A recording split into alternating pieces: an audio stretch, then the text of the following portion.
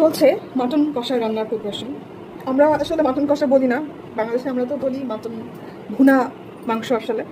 তো আমরা মাটনটা মেরিনেট করে রেখেছি, যেহেতু ফ্রেশ মাটন ছিল, সো মেরিনেট করে ফ্রিজে রেখেছি। ওখানে কিছু কাঁচা মশলা ব্লেন্ড করে দেওয়া আছে মাটনের সাথে, টক দইয়ের সাথে।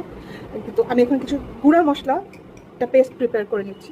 এখানে আমি দিয়ে দিলাম 2.5 চা চামচ জিরার গুঁড়া, এখানে দিব 2 চা চামচ মতো ধনিয়ার গুঁড়া,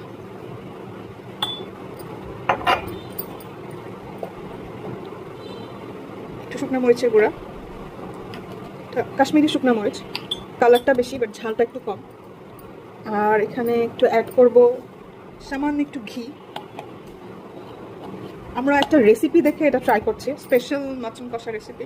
সো ওখানে এরকম একটা গুঁড়া মশলা একটা পেস্ট তৈরি করে নেয়, যেটা একটা স্পেসিফিক সময়ে ইউজ করা হয় রান্নায়। সো আলো ছিল না জন্য দেখা যাচ্ছিল না, তো আমি একটু গরম পানি অ্যাড করে নিব। গুঁড়া মশলা, ঘি, গরম পানিটা ভালো স্মেল আসছে। সো মাটন কষাটা যখন একটা পর্যায়ে হয়ে যাবে বাটা মশলা দিয়ে, আদা রসুন পেঁয়াজ দিয়ে, তখন একটা সার্টেন টাইমে যে এই মশলাটা, পেস্ট করে রাখা মশলাটা অ্যাড করবো। সো বাকি রেসিপিটা রান্নার সময় দেখাচ্ছি। এগুলো দিয়ে রান্না করবো পোলাও, ফেসবুকে বলে পোলাও। তো পোলাওয়ের জন্য নিয়ে নিচ্ছি চিনি গুঁড়া চাল। এটা কিন্তু কোনো প্রমোশনাল ভিডিও না, আমি এই চালটা বেশিরভাগ ইউজ করি, এই জন্য দিচ্ছি। তো চালটা 1 কেজি চাল নিচ্ছি, চালটা আমি ঢেলে নিচ্ছি। তো চালটা ভালো করে ধুয়ে নিয়ে রান্না শুরু করব। মাংস রান্না, মাটন কষা অ্যাকচুয়ালি আমাদের দেশে বলা হয় মাটন ভুনা। তো প্রথমে সেটার জন্য আমি যেটা নিয়ে নিয়েছি, এখানে হচ্ছে পেঁয়াজ, কাঁচামরিচ আর রসুন কোচানো, এটা আমার লাগবে।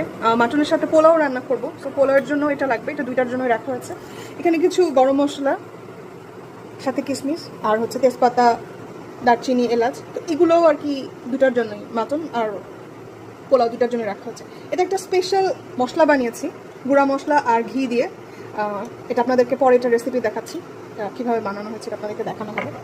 আর দ্য ফাইনাল মাটন, এটা খুবই ফ্রেশ মাটন, এটা হচ্ছে আজকেই বাজার থেকে আনা হয়েছে, খুবই ফ্রেশ। এই ইউনিমার্ট মাটনগুলো, মাটন বিফ দুটোই আমার কাছে বেশ ফ্রেশ মনে হয়। তো এখানে আমরা কিছু আদা রসুন কাঁচামরিচ এগুলো বাটার সাথেও একটা স্পেশাল গরম মশলা ইউজ করেছি। গরম মশলাটার মধ্যে কিছু হচ্ছে, তো এটাতে যে মশলাটা স্পেশাল মশলা ইউজ করা হচ্ছে ওটার মধ্যে দারচিনি, এলাচ, শাহি জিরা,